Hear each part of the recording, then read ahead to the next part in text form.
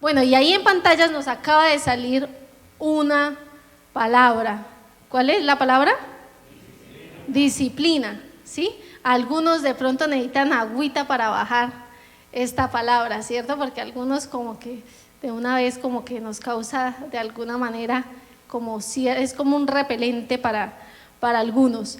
Y si nosotros pensamos en esta palabra, disciplina, para cada uno puede tener un significado muy diferente de acuerdo a la experiencia o a lo vivido cada uno en cuanto a lo que concierne la disciplina. Para algunos, esta palabra puede ser sinónimo de correa, de chancla, de pellizcos, de gritos, ¿cierto? Pudo haber pasado. Y lo que es cierto es que todos de una u otra manera en nuestras casas recibimos disciplina, ¿sí? Con un propósito, bueno, buscar pues nuestro bienestar, y en medio de esa crianza escuchamos frases como: mientras usted vive en esta casa, ¿qué? Aquí se hace lo que yo diga, ¿cierto? ¿Qué otra frase? ¿Con qué otra frase lo criaron a usted? A ver. Sí, recuerdan. Bueno, ahí comenten también las personas que están ahí en redes. ¿Con qué otra frase? A ver. ¿O hace caso o qué? O los diablos echan candela. Uy, esa es pesadísima, ¿no? Cuento hasta 3, ¿cierto? Para tal y tal cosa. ¿Usted cree que la plata a mí me? ¿Cómo? ¿Usted cree que a mí la plata me la regalan? ¿Cierto? ¿Qué más? A ver, ¿con qué otras frases nos pudieron crear? No me haga levantar. Eso era un problema, ¿cierto? No me busque porque encuentra, ¿cierto? Y bueno, y estas son frases que para todos pueden ser familiares. De pronto obviamente uno no está pensando en eso y le cuesta, pero si siguiéramos pensando, salen un montón de frases que han pasado generación tras generación, ¿cierto? Ha sido una herencia, y uno pensaba, uno nunca le va a decir nada ni parecido a los hijos, y uno cuando se da cuenta está de pronto usando una que otra igual, ¿cierto? Y han sido frases que pasan generación tras generación. Usted no se manda solo, ¿cierto? Usted no se manda solo, y efectivamente no nos mandamos solos, ¿cierto? Y como hijos de Dios menos. Entonces, bueno, así vemos que todos de alguna manera hemos recibido y recibimos disciplina de nuestros padres, en ocasiones de manera correcta, en otras de pronto pues no, ¿sí? De manera justa, otras de manera injusta, pero sin lugar a dudas en nuestros padres siempre hubo una intención buena, ¿cierto? Que era pues realmente podernos formar. Y de acuerdo a lo que cada uno de nosotros vivimos en nuestra infancia, nosotros podemos tener de concepto de qué es la disciplina, y de esa manera nosotros muchas veces usamos esas herramientas para también disciplinar a nuestros hijos, ¿sí? Cada uno obviamente con el deseo de hacer lo mejor que puede con las herramientas que tiene, ¿cierto? Todos tenemos ese mismo deseo. Sin embargo, hoy pues la idea es poder ver esta palabra disciplina a los ojos de Dios, y pues bueno, de esa manera poderla llevar también a casa y obviamente a nuestras propias vidas.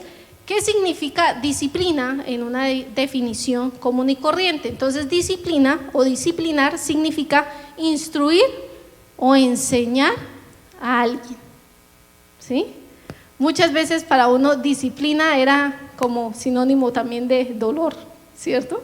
De sufrimiento, ¿sí?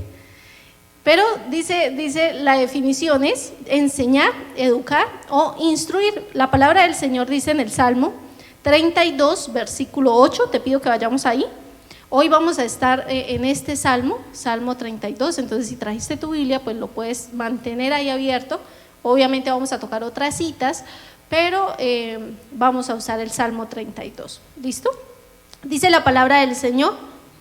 Salmo 32, versículo 8, leamos juntos, dice, el Señor dice, ¿quién dice? ¿El salmista? El Señor, ¿cierto? Dice, el Señor dice, te guiaré por el mejor sendero para tu vida, te aconsejaré y velaré por ti. Si vemos, son palabras directamente del Señor y es un deseo que está en su corazón. ¿Cuál es el deseo? Guiarnos por el mejor sendero, no por cualquier sendero, ¿no? Sino por el mejor sendero para nuestra vida, ¿cierto? Cuidarnos, velar por nosotros, aconsejarnos. Y si nosotros nos damos cuenta, la disciplina a los ojos del Señor tiene un propósito, y ese propósito es nuestro bienestar, es buscar lo mejor para nuestra vida. La disciplina viene porque tiene el propósito de buscar lo mejor para nuestra vida. Ese es el deseo de Dios, guiarnos por el mejor sendero, igual que es el deseo también de uno. ¿Cuántas mamás o cuántos papás hay aquí? Levanten la manita. Bueno, uno anhela eso, ¿cierto? Guiar a sus hijos de la mejor manera, con la gran diferencia de que Dios no falla, nosotros sí. Entonces el deseo de Dios y el anhelo de Dios es podernos guiar por el mejor sendero para nuestra vida. ¿Quién es el beneficiado a la hora de la disciplina? ¿El que disciplina o el que es disciplinado? ¿Cierto? El que recibe la disciplina es el único beneficiado de ella misma, ¿cierto? Entonces dile a la persona que está a tu lado: el único beneficiado eres tú. Y ahora dígase usted mismo: el único beneficiado soy yo.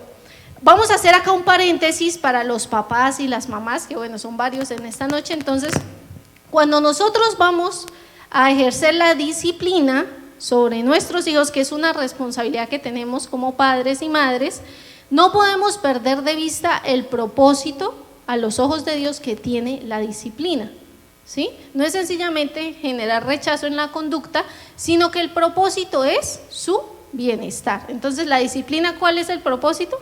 El bienestar de esa persona. Por eso cuando nosotros vamos a disciplinar a nuestros hijos, porque bueno, fue necesario, no podemos perder de vista qué es lo que queremos ver en ellos. Entonces, por esa razón, pues cuidamos lo que hacemos y cuidamos lo que decimos, para que con nuestras acciones ni con nuestras palabras traigamos destrucción, sino por el contrario, ¿cierto? Que si queremos es construir una vida, pues no la destruimos. Amén. Entonces ahí un paréntesis para padres y madres. Entonces, preguntarnos siempre antes de ejercer una acción o una palabra: ¿qué es lo que quiero yo lograr con mi hijo? ¿Cuál es el propósito? O sea, ¿por qué es que voy a ejercer? O de pronto a veces uno se encuentra que uno va a corregir algo que es un capricho de uno, ¿sí? Entonces es realmente examinar si lo que yo voy a hacer y lo que yo voy a corregir realmente, bueno, hacia dónde va a llevar a la vida de mi hijo o de mi hija. Dice el Salmo también, dice: te guiaré, ¿cierto? El Señor dice que Él nos guiará. Uno a veces de papá quieres meterlos de cabeza, ¿sí? O se mete o lo meto. Entonces, y el Señor, el deseo de Dios es guiarnos, ¿cierto? Él no nos mete ni obliga a nadie, Él no violenta el libre albedrío de nadie, sino que Él nos guía, dice la palabra del Señor. Dice el Salmo 32, ¿cierto? Que Él nos guía por el mejor sendero para nuestra vida, nos aconseja, ¿cierto? Esa es nuestra responsabilidad también como padres, aconsejar a nuestros hijos y velar por ellos, ¿sí? No desvelarnos sencillamente, obviamente cuando están enfermos, ¿no? Sino es velar por ellos, por la integridad de su persona. Obviamente si están enfermos, pues velamos por ellos físicamente, también velamos por ellos económicamente, pero también velamos por ellos a nivel emocional y cuanto más a nivel espiritual. Entonces nuestra responsabilidad es velar también por nuestros hijos. Esa es la disciplina que Dios quiere y como el Señor la ve también. Entonces esa es nuestra responsabilidad. Si nosotros nos damos cuenta, la disciplina del Señor siempre está, primero lleva una instrucción, ¿sí? Entonces nosotros tenemos como instrucción la palabra de Dios, sus principios, sus mandatos. Ahí está todo lo que nosotros necesitamos para poder andar en esta vida. Sin embargo, muchas veces no se hace por una de las dos razones: O una, por necedad, o dos, porque sencillamente no se va la palabra, entonces pues ¿cómo se aprende? ¿Cierto? Entonces, si nosotros nos damos cuenta, no solamente está dada ahí como la instrucción a través de su palabra, sino que también está dada por el ejemplo. Y así también debe ser pues la disciplina que nosotros ejercemos en nuestros hijos. Hay una instrucción, obviamente uno le dice al hijo, ¿cierto? ¿A cuántos nos gusta que a la primera de una vez obedezcan? Pues es lo ideal, ¿cierto? Uno dice, uy, no, qué maravilla, ¿sí? Pero también debe estar dada por el ejemplo. La palabra del Señor dice que nosotros tenemos un sumo sacerdote, ¿cierto? ¿Qué hizo ese sumo sacerdote?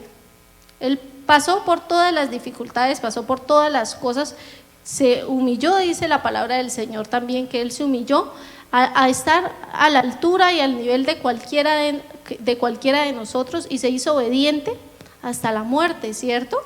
Recibiendo muerte de cruz, ¿cierto? Y vemos cómo el Señor nos dio ejemplo en cada una de las áreas que nosotros tenemos que vivir. De esa manera, pues espera que como padres también demos ejemplo de cómo se quiere que realmente nuestros hijos vivan, no solamente la instrucción, sino que esa instrucción está respaldada por nuestro ejemplo. Amén. Entonces, obviamente, lo ideal es que para un hijo de Dios es que pues al ver la palabra uno se haga obediente, ¿cierto? Sujeto a la palabra del Señor. Sin embargo, muchas veces no pasa así, ¿sí? A muchos nos ha pasado que a veces aprendemos es a los totazos, ¿cierto? Dice la palabra del Señor en primera de Pedro, capítulo 2, versículo 21, dice, pues Dios los llamó a hacer lo bueno, aunque eso significa que tengan que sufrir, tal como Cristo sufrió por ustedes. Él es su ejemplo y deben seguir sus pasos. Cuando alguien le dice siga los pasos, es para que vaya detrás y en lo posible pues pise por el mismo lugar donde esa persona pisó, ¿sí? Pero muchas veces nosotros pensamos buscar un atajo y entonces nos metemos por allá por el camino más pedregoso y andamos es de totazo en totazo, de tropezón en tropezón, y no caminamos, sino que nos vamos es dando contra todo. Y dice el Salmo 32, volvemos ahí, ahora el versículo 9, dice, no seas como el mulo o el caballo que no tienen entendimiento, que necesitan un freno y una brida para mantenerse controlados. Entonces las mulas o los caballos generalmente pues no hacen la voluntad de sus amos, sino es porque bueno, las tienen que estar frenando, ¿cierto? Entonces no lo hacen de manera voluntaria, sino por coacción, ¿sí? Porque les toca. Y muchas veces nosotros pues nos metemos en esa situación, ¿cierto? De tener que hacer las cosas ya, ¿por qué? Porque nos toca, porque las circunstancias nos obligan a hacerlo, y muchas veces el Señor tiene que poner frenos en nuestra vida, ¿sí? Para que volvamos al entendimiento, porque a veces todos pues tenemos que reconocer que hemos actuado en ocasiones sin entendimiento, ¿cierto? Y el Señor necesita ponernos freno para que todo esté en orden en nuestras vidas. ¿Qué frenos puede utilizar Dios? Por ejemplo, un quebranto en medio de la salud puede ser una alerta, ¿cierto? Para mostrarnos que realmente no estamos haciendo lo correcto con nuestro cuerpo y que necesitamos hacer cambios, bueno, en nuestros hábitos, en nuestra forma de alimentarnos, ¿sí? En cualquiera de las cosas. Otro freno que el Señor puede utilizar es de pronto problemas en el área financiera, ¿sí? Puede ser una alerta de que no estamos siendo buenos administradores, y el Señor nos enseña que nosotros debemos estar preparados como hijos de Dios, tanto para cuando hay abundancia, para vivir en la abundancia, y también para vivir en medio de la escasez, ¿sí? Dice, no es vivir en escasez, sino en medio de la escasez, ¿sí? Porque bueno, por ejemplo, si nosotros nos damos cuenta, también vemos cómo el Señor le da sabiduría a José. ¿Sí recuerdan la vida de José? ¿Sí? Que sus hermanos, bueno, lo esclavizaron, y luego el Señor usa la vida de José en medio de un momento de hambruna, pero el Señor le había dado visión para administrar de la manera correcta, ¿cierto? Hoy en día, hoy por hoy, pues se está hablando mucho de muchas cosas que pueden venir, pero como hijos de Dios nosotros no dependemos de los tiempos, sino que dependemos es del Señor, ¿cierto? Y de la sabiduría que Él nos da, de la visión que Él nos da para administrar lo que llega a nuestra vida, a nuestras vidas. Por eso en todo tiempo necesitamos pedirle la guianza y la dirección al Señor para movernos es de acuerdo a su voluntad y no de acuerdo a nuestros propios deseos, porque lo normal es que cuando hay abundancia entonces de pronto se despilfarra, ¿cierto? Se desperdicia, se bota, se gasta y después en los momentos de escasez entonces ahí sí súper apretados, ¿no? Entonces, bueno, el deseo de Dios es que seamos sabios. También puede usar problemas a nivel familiar o sentimental por X o Y circunstancia, de pronto una relación amorosa rota y pues probablemente esa persona era una persona que no te convenía y el Señor tiene que apartarla o quitarla o permitir que algo suceda para poner un freno y evitarte problemas aún mayores más adelante, ¿cierto? Entonces, si tú piensas, puede ser que estés en la situación de que en este momento estás teniendo un freno en tu vida. ¿Qué freno puede ser? Bueno, un freno puede ser esa situación que de pronto ocupa tu mente, esa situación que te preocupa, esa situación que de alguna manera te quita la paz que Dios quiere darte. Ese puede ser un freno que Dios usa para mantenernos ahí de la presencia del Señor.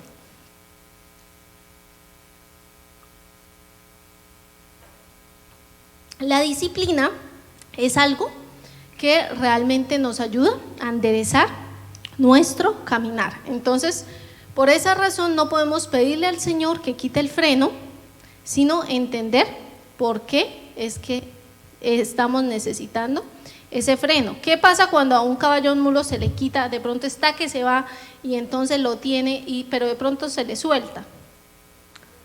Corre el riesgo de perderse, ¿sí? Entonces hay muchas ocasiones en donde Dios tiene que permitir frenos en nuestra vida para no correr el riesgo de que nos perdamos.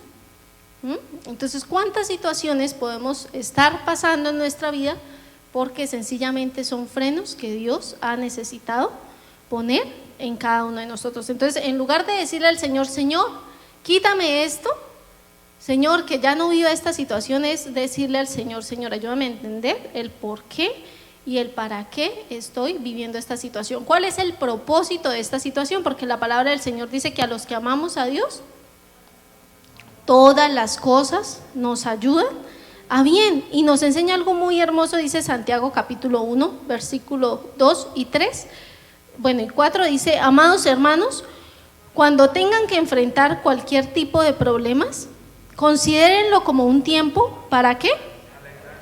Para alegrarse mucho. Imagínense, cuando usted esté en problemas, dice acá, considérelo como una oportunidad para alegrarse mucho. Uno pocas veces hace esto, ¿cierto? Dice, cuando esté en problemas, considérelo como un tiempo para alegrarse mucho, porque ustedes saben que siempre que se pone a prueba la fe, la constancia tiene una oportunidad para desarrollarse. Así que dejen que crezca, pues una vez que su constancia se haya desarrollado plenamente, serán perfectos y completos y no les faltará nada. Entonces la palabra del Señor dice, cuando tú estés pasando por estos momentos de dificultad, alégrate. ¿Y por qué deseamos, por qué necesitamos estar alegres? Bueno, dice la palabra porque la constancia tiene una oportunidad para ser desarrollada. Cuando nuestra fe está siendo probada, pues claro, necesitamos, pues ahí se va a dar un crecimiento si salimos y hacemos lo que debemos hacer. ¿Por qué más alegrarnos? Dice Hebreos capítulo 12, versículo 5 en adelante, dice: ¿acaso olvidaron las palabras de aliento con que Dios les habló a ustedes como a hijos? Él dijo: hijo mío, no tomes a la ligera la disciplina del Señor y no te des por vencido cuando te corrige.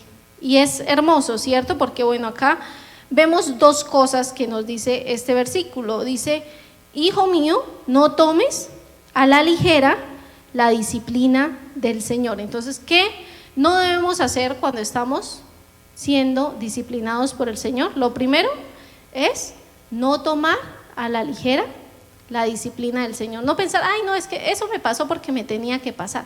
Probablemente Dios quiere formar algo a través de esa situación, es preguntarnos, bueno Señor, o sea, porque uno muchas veces piensa que el problema es el otro, ¿no? El problema son mis hijos, el problema es mi esposo, el problema es mi jefe, el problema es X o Y, el problema es la circunstancia, todo lo demás es el problema, pero no soy yo, ¿sí?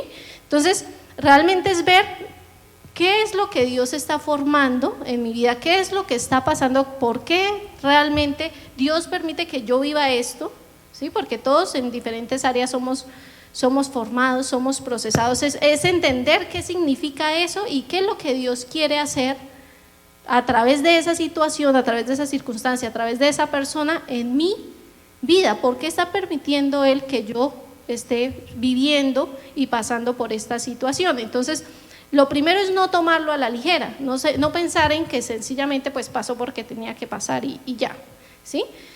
Y la otra cosa, dice, no tomes a la ligera la disciplina del Señor y no te des por vencido cuando te corrige. Bueno, este es ya el otro caso. El primero es el que como que no me importa, ¿sí? Que pase lo que pase, bueno, yo sigo acá en mi vida y bueno, digamos que lo demás que se ponga al revés. Y la otra causa es no te des por vencido cuando te corrige, ya es el otro extremo, ¿no? Cuando ya entonces la persona quieres como botar la toalla, se toma todo a pecho y entonces se sientes condenado por Dios, no, es que Dios no lo ama, es que bueno, sí, Dios está enojado, lo castigó y bueno, viene como de alguna manera ese sentir acusador y como de juicio, y recordemos que es muy diferente la disciplina del juicio. Obviamente todos sabemos que va a haber un día de juicio, pero eso no ha pasado, ni es en este momento que está pasando. Entonces ninguno debe sentirse a tal punto juzgado o acusado por una situación, a tal punto que lo lleves a desviarse o a debilitarse completamente. Dice la palabra, no te des por vencido cuando recibes la corrección. Necesitamos ser pacientes, ¿cierto? Entender el propósito y bueno, aprender de manera sabia y salir rápido de ahí, amén. Entonces eso es lo que realmente el Señor quiere que nosotros hagamos, que no desmayemos, sino que sepamos que realmente la corrección que Él tiene para nosotros es por su amor. Y acá vemos la otra parte, dice el versículo 6 de Hebreos 12, dice, pues el Señor disciplina ¿a quiénes? A los que ama. Entonces, ¿por qué debemos alegrarnos en medio de la disciplina? Porque cuando uno ve la palabra disciplina debe sentirse esa alegría, como nos habla ahí la carta de Santiago, dice, porque el Señor disciplina a los que ama. Entonces, si tú estás recibiendo de una u otra forma disciplina de parte del Señor, es porque el Señor me ama, ¿cierto? El Señor me ama. Dice, pues el Señor disciplina a los que ama y castiga a todo el que recibe como hijo. Entonces, acá hay otra buena noticia, y es que si tú y yo estamos siendo disciplinados por Dios es porque somos hijos de Dios. Si no, no fuéramos, ¿cierto? Pues disciplinados. Es como, te pido que te imagines esta escena, tú ves 5 niños por ahí en un charco metiéndose en ese barrial, esos ya están todos llenitos de barro y jugando, y de pronto tú ves que un hombre se acerca y de esos 5 niños toma a 2 niños y los saca de ahí y les empieza a llamar la atención. ¿Tú qué piensas? ¿Quién es ese señor? El papá. Todos estaban jugando, ¿cierto? ¿Y por qué no llamó a los otros 3? Lo más probable es que no son sus hijos, ¿cierto? Son los hijos por allá de otra persona. Mira que muchas veces nosotros actuamos así con el Señor. Nosotros vemos de pronto la conducta en otras personas y decimos, uy, pero ¿por qué esa persona, mire, tan mala o tanto que hace las cosas así mal? Y no pasa nada, ¿cierto? Y a veces pudiéramos pensar que es como injusticia, pero ¿cuál es la razón real? ¿Por qué ese señor no fue y le llamó la atención a los otros 3? Porque no es el papá, porque no son sus hijos. Entonces, si tú recibes disciplina del Señor, es motivo de alegría, ¿cierto? Es un motivo de alegrarnos, primero porque el Señor nos ama. Obviamente sabemos que el Señor ama a todo el mundo, pero en segundo lugar, si recibimos la disciplina del Señor, es porque somos sus hijos. Dice el versículo 7, al soportar esta disciplina divina, recuerden que Dios los trata como a sus propios hijos. ¿Acaso alguien oyó hablar de un hijo que nunca fue disciplinado por su padre?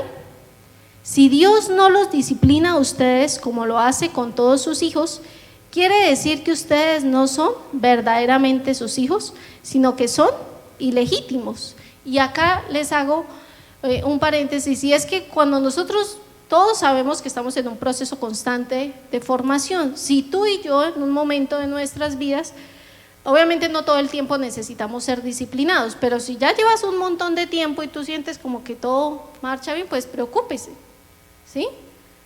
Porque entonces se está quedando sin padre, está siendo hijo del vecino.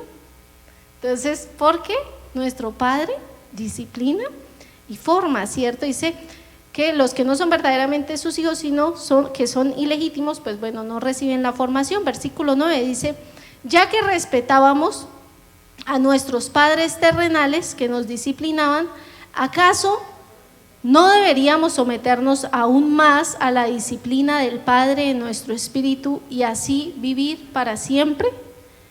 Pues nuestros padres terrenales nos disciplinaron durante algunos años e hicieron lo mejor que pudieron. Pero la disciplina de Dios siempre, ¿siempre qué? Siempre es buena, siempre. O sea, eso no se te puede salir de tu mente. Hay veces, hay momentos, hay circunstancias que parecen como que aplastan la vida de uno, ¿cierto? Hay momentos y situaciones que pueden traer mucho dolor en su momento, mucha dificultad, mucha tristeza, aflicción, pero dice que esa disciplina, la disciplina del Señor siempre, y no podemos dudar jamás, y es que siempre es buena para nosotros. Dice, a fin de que participemos de su santidad, ¿cierto? Entonces vemos que la disciplina de nuestros padres en algún momento, dice la palabra que ellos hicieron lo mejor que pudieron, pudo tener errores, pero la disciplina de Dios es una disciplina perfecta, sin errores. Cualquier cosa que tú vivas, dice su palabra que a los que amamos a Dios, todas las cosas nos ayudan a bien. Dice el versículo 11, ninguna disciplina resulta agradable a la hora de recibirla, al contrario, es dolorosa, pero después produce la apacible cosecha de una vida recta para los que han sido entrenados por ella. Por lo tanto, renueven las fuerzas de sus manos cansadas y fortalezcan sus rodillas debilitadas.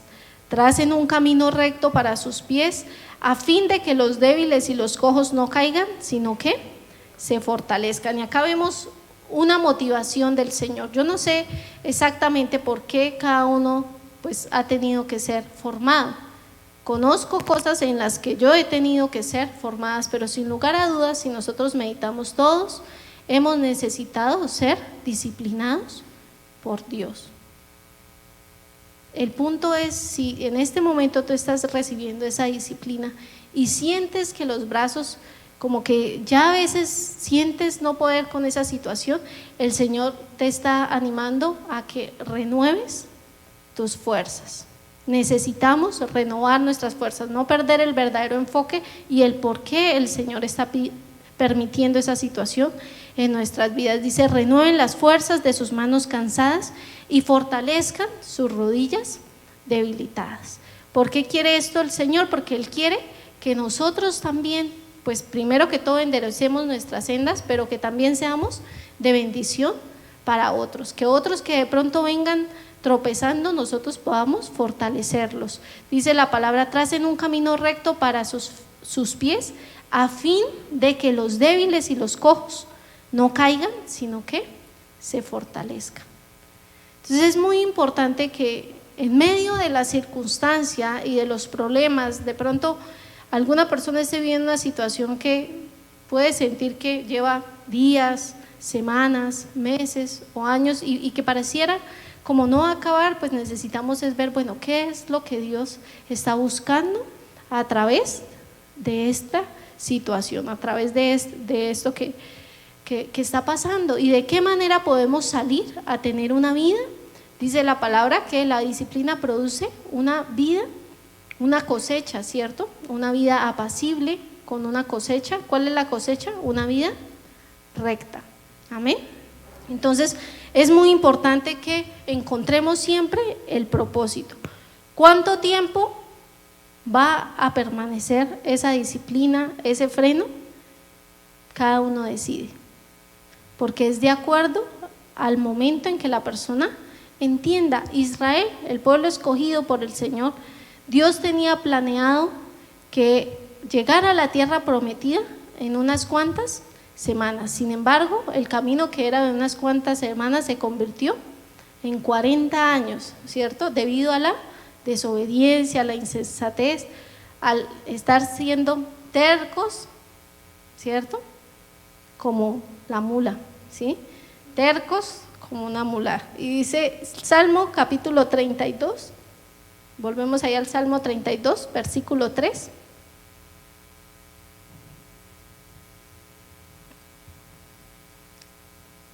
Dice la palabra del Señor: mientras me negué a confesar mi pecado, ¿qué pasó? Mi cuerpo se consumió y gemía todo el día. Y te pido que pienses en esta palabra y en las circunstancias o las situaciones que tú puedas estar viviendo. Y esto es lo que nos cuenta David y bueno, hace este salmo. ¿De qué le sucedía a él? Dice: mientras me negué a confesar mi pecado, mi cuerpo se consumió y gemía todo el día. Día y noche, tu mano de disciplina pesaba sobre mí. Mi fuerza se evaporó como agua al calor del verano. Finalmente, te confesé todos mis pecados y ya no intenté ocultar mi culpa. Me dije: le confesaré mis rebeliones al Señor. ¿Y qué pasó? Y tú me perdonaste. Toda mi culpa desapareció. Por lo tanto, que todos los justos oren a ti mientras aún haya tiempo, para que no se ahoguen en las desbordantes aguas del juicio, pues tú eres mi escondite, me proteges de las dificultades y me rodeas con canciones de victoria. El Señor dice: te guiaré por el mejor sendero para tu vida, te aconsejaré y velaré por ti. Yo te pido que te pongas sobre tus pies.